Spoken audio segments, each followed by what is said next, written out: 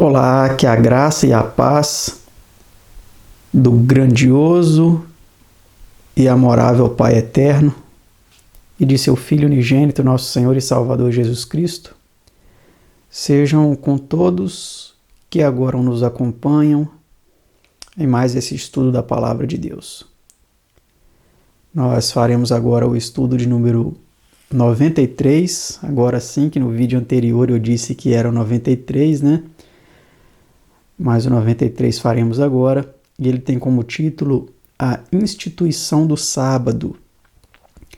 Vamos ver como o sábado foi instituído, por quem foi instituído, e é um estudo composto por 16 perguntas e respostas.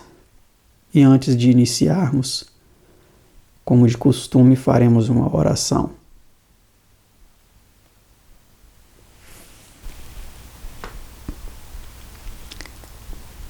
Grandioso e amorável Pai eterno, em nome de seu Filho unigênito, nosso Senhor Jesus Cristo, nos prostramos de joelhos diante da tua presença em atitude de reverência e adoração para com a tua excelsa majestade. Não somos dignos, Senhor, nem de sermos chamados teus filhos, pois somos pecadores, falhos, imperfeitos, mas nos achegamos a Ti confiados nos méritos de Seu Filho unigênito, que nos lava e nos purifica de todo pecado. E suplicamos as Tuas bênçãos para este estudo da Tua Palavra que faremos agora, Pai. Sem a iluminação de Teu Divino Espírito, não conseguiremos compreender este assunto. Portanto, suplicamos que esteja com os nossos telespectadores, atuando na mente de cada um deles, para que compreendam a importância do sagrado dia instituído por Ti, Senhor. Suplicamos essas bênçãos em nome e por amor de seu amado Filho unigênito, nosso Senhor e Salvador Jesus. Amém. Como você viu, vamos estudar sobre a instituição do sábado. E a pergunta de número 1 é a seguinte: onde e por quem foi feito o sábado? Assim os céus e a terra e todo o seu exército foram acabados, e havendo Deus acabado no dia 7º a obra que fizera, descansou no 7º dia de toda a sua obra que tinha feito. Gênesis 2, 1 e 2. Então, onde foi aqui na terra, ao criar essa terra, em 6 dias, e no 7º ele descansou. E por quem foi feito o sábado? Pelo Criador, né? Por Deus. Vamos para a pergunta 2. Depois de descansar no 7º dia, que fez Deus? Vamos ver o que ele fez depois dele descansar. E abençoou Deus o dia 7º e o santificou, porque nele descansou de toda a sua obra que Deus criara e fizera. Gênesis 2, verso 3.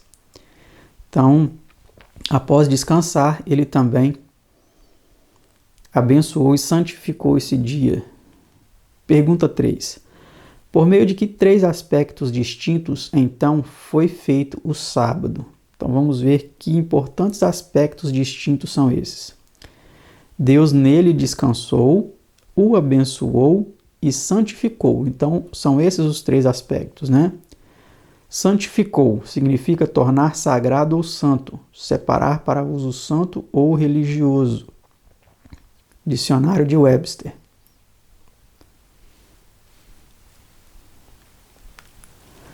Pergunta 4. Teve Cristo qualquer participação na criação e na feitura do sábado? Olha que pergunta importante. Vamos ver então a resposta. Todas as coisas foram feitas por ele, e sem ele, nada do que foi feito se fez.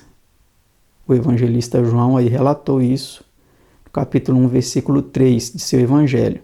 Ver também Efésios 3, verso 9, Colossenses 1, 16 e Hebreus 1, verso 2. Havendo Cristo sido o agente ativo na criação, deve haver descansado com o Pai no sétimo dia. Esse é, pois, o seu dia de descanso, tanto quanto do Pai. Tá certo? Então, o Pai e o Filho descansaram nesse dia. As Escrituras atestam isso de forma nítida.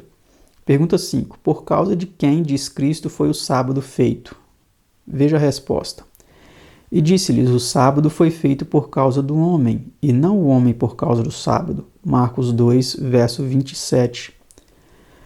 Não foi feito para os judeus somente.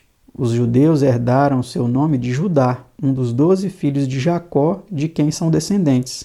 O sábado foi feito mais de 2000 anos antes de haver um único judeu. Ao dizer São Paulo, porque o varão não provém da mulher, mas a mulher do varão, 1 Coríntios 11, 9, compreendemos querer ele dizer que o matrimônio foi instituído por Deus para todos os homens. Semelhantemente, com o sábado, ele foi feito para o gênero humano. Então, muitas pessoas, muitos evangélicos, católicos, eles dizem que o sábado é um dia de descanso judaico, mas não. O sábado foi instituído antes, 2000 anos antes de haver qualquer judeu na face da terra. Tá certo? Então não caia nesses argumentos enganosos que tendem a solapar a verdade. Pergunta 6. Que requer o mandamento do sábado? Vejamos a resposta. Lembra-te do dia do sábado para o santificar. 6 dias trabalharás e farás toda a tua obra, mas o sétimo dia é o sábado do Senhor teu Deus. Não farás nenhuma obra, nem tu, nem teu filho, nem tua filha, nem o teu servo, nem a tua serva, nem o teu animal, nem o teu estrangeiro que está dentro das tuas portas. Êxodo 20, versículo 8. Então o mandamento do sábado, ele é bem claro, é inconfundível, não tem como você confundir. Nenhum trabalho deve ser feito, não somente por você, mas por toda a sua família, né? E aqui nós vemos um modelo de família que é patriarcal, porque ele diz, né? Nem tu, nem teu filho, nem tua filha, nem teu servo, nem a tua serva. Aqui indica a partir de um ponto de vista de um chefe de família e de todos aí que estão sob sua liderança. Vejamos agora a pergunta 7. Que razão é apresentada no mandamento para a santificação do dia do sábado? Vamos ver a razão agora. Na continuação daquele texto que lemos anteriormente, que é o mandamento do sábado em Êxodo 20, verso 8 a 11. Vamos ver o verso 11 agora.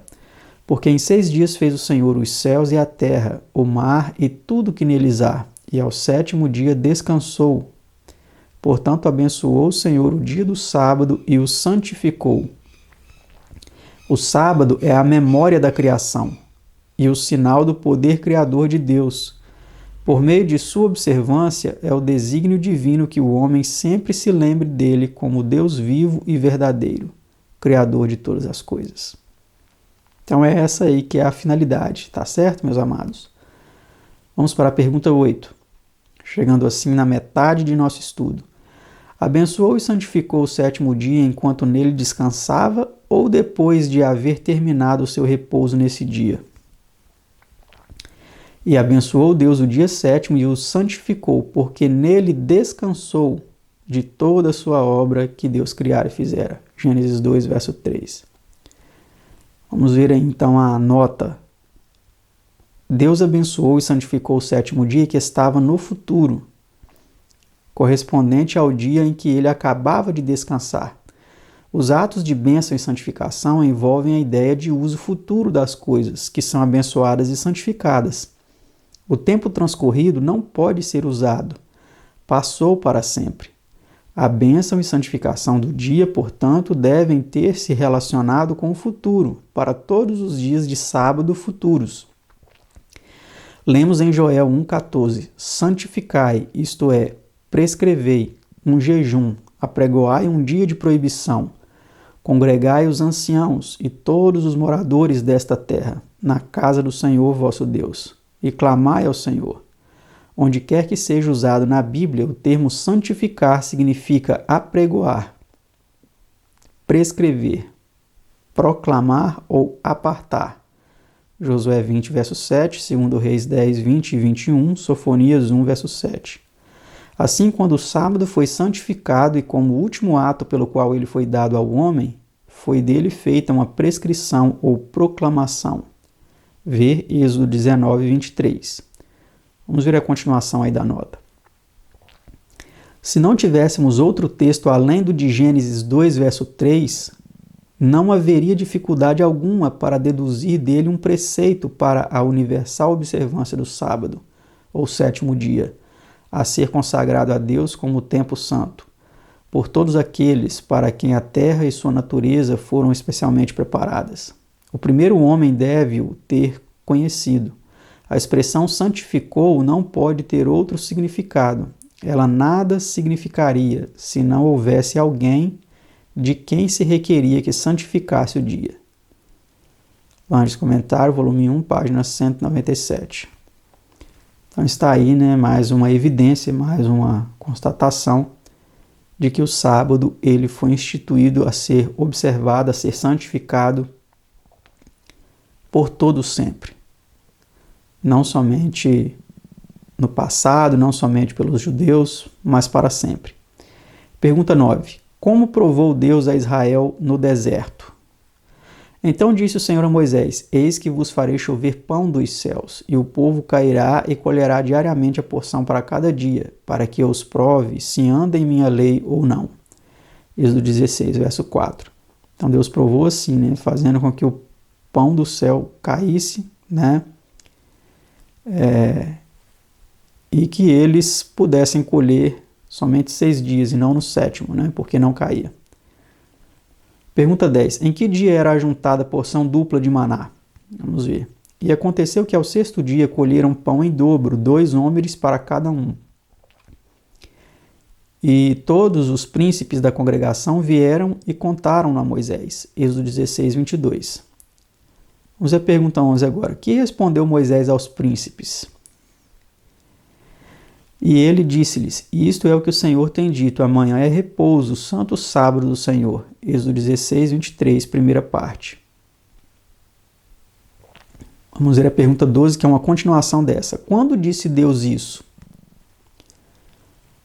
No começo, quando santificou o sábado. Gênesis 2, verso 3. No deserto de Sim, antes de Israel chegar ao Sinai, Moisés disse ao seu sogro Jetro: E lhes declare os estatutos de Deus e as suas leis. Êxodo 18, verso 16. O que mostra que esses estatutos e leis existiam antes de serem proclamados no Sinai.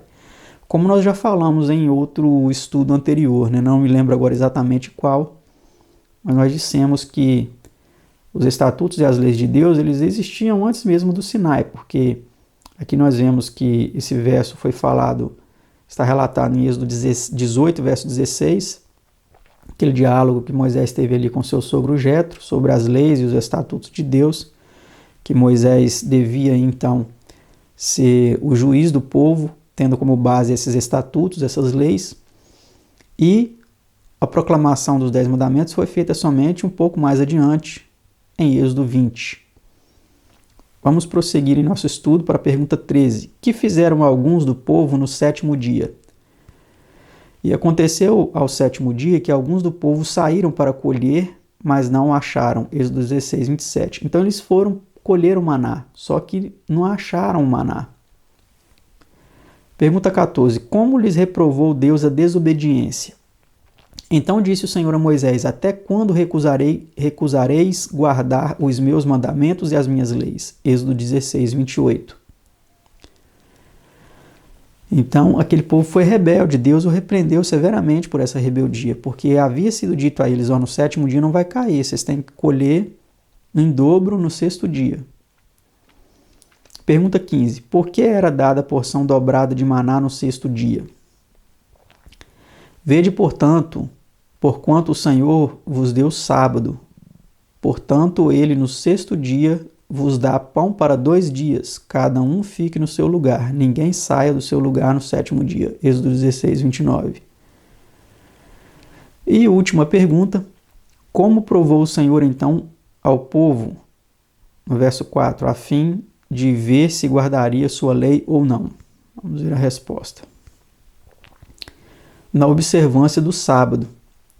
Vemos assim que o mandamento do sábado fazia parte da lei de Deus antes de essa lei ser proclamada no Sinai, pois este incidente ocorreu no deserto de Sim, antes de os filhos de Israel haverem chegado no Sinai, onde foi entregue a lei. Tanto o sábado como a lei existem desde a criação. Então, meus amados, a instituição do sábado ela não foi feita no Sinai, a instituição do sábado não foi feita em qualquer outro período que não no início da criação deste mundo.